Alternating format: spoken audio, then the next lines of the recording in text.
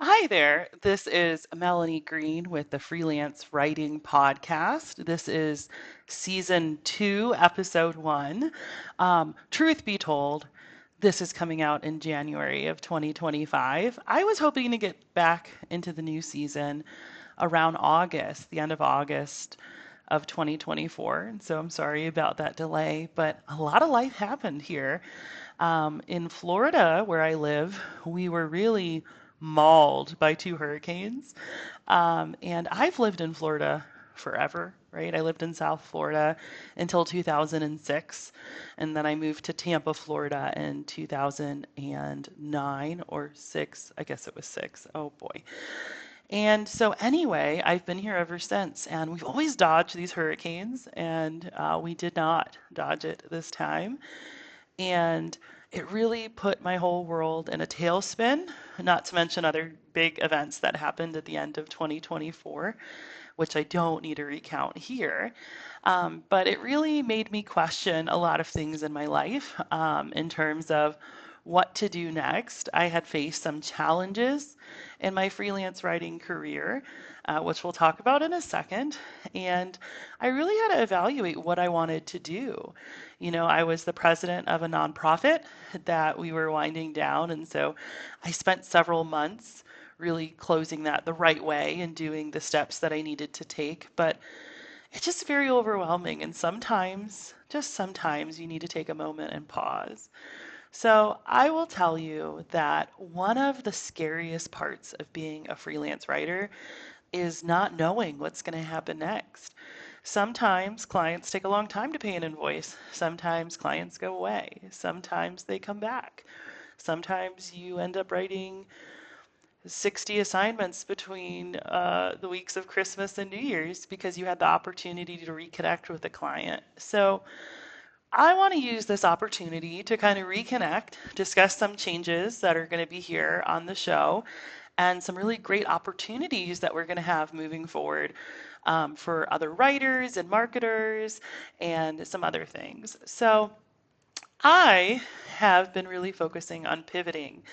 And so, really, what isn't working? And I really wanted to continue this podcast because I think it's a good resource. I've been able to connect with a lot of you listeners, either as clients, fellow marketers, fellow writers, and so I didn't want to take away that opportunity to do that. The other thing is that I want to be able to document actually freelance writing as it's being impacted by things like AI and machine learning and economic changes, and so I think it's important.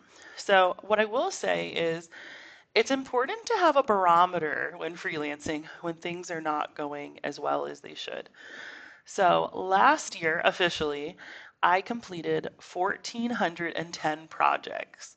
And that sounds like a whole lot of projects. But in reality, other years, I would say peak years, because I'm keeping track, I've completed more like 2,200 projects. So definitely a smaller number. It can be difficult to really assess what that means because projects could be writing an entire book or an RFP response, or they can be um, writing social media copy for a product launch, right? So they really can not be comparable in that way.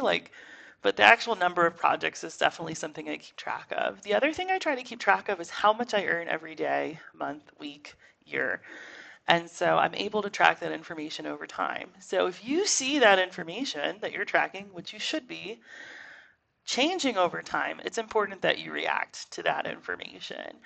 And so whether that means you get more clients, whether that means you um, take a step back, you have too much work, whatever the case is, being able to react and pivot. Maybe that means taking a full-time job.